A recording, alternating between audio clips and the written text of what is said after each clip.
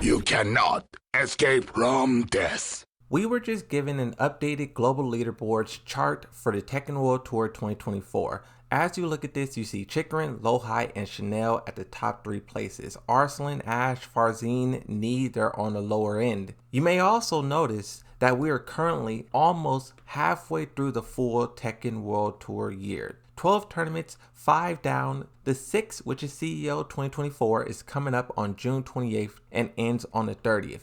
The next 6 is a little bit later. If you look at the DLC, we are also just about halfway. Both Eddie and Lidia has been revealed.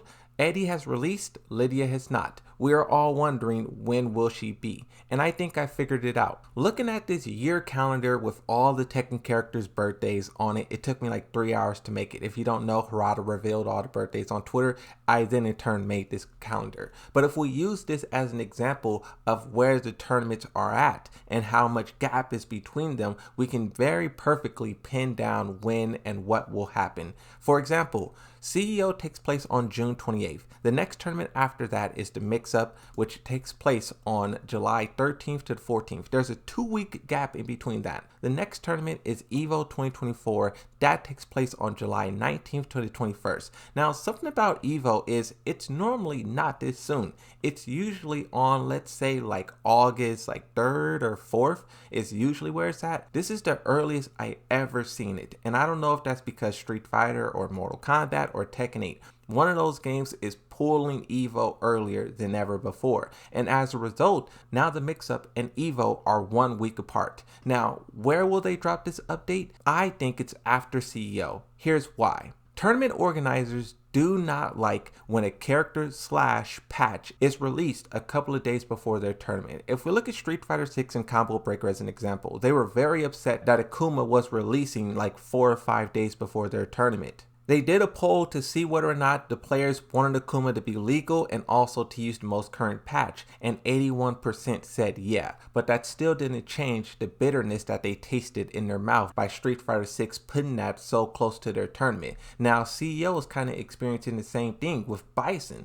Bison is releasing a couple of days before CEO, and once again, that tournament is being faced with, do we allow Bison to be used and whatever update comes with him, or do we deny it? Now, even though Street Fighter 6 players and also the developers doesn't care about dropping characters and updates a couple of days before the tournaments, the Tekken devs and the Tekken players most certainly do. Something the developers got a lot of pushback for in the past when you talk about Tekken 7 is either releasing a character a couple of days before or buffing or nerfing characters a couple of days before. Like if you think about Launch Leroy released a couple of days before EVO Japan because the developers was like, oh yeah, new character, we all want to see this character played. But that character was very unbalanced and everyone realized that, and there was 1,000 Leroys. That moment sent a shockwave around the Tekken community, and ever since, players has been saying you need to give us a couple of weeks, one, for you guys to balance it, and then 2, for us to learn the character, learn the matchup.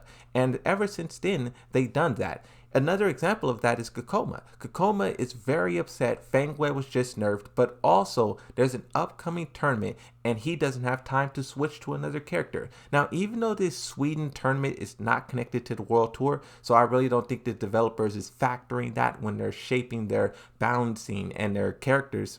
It's more so just an example of how the players do not like when a patch is close to a tournament because it kind of destroys the competitive integrity. It's the same way that the tournament organizers feel. Now, if we go back to the 3 tournaments that we're focusing on, I think Lidia will be out before EVO Vegas. They're probably going to want to focus on Marduk. If we're lucky, they'll do Falkenrum at the same time because the jig is up. We already know them. And then also they'll maybe want to talk about this new update and whatever else they have planned.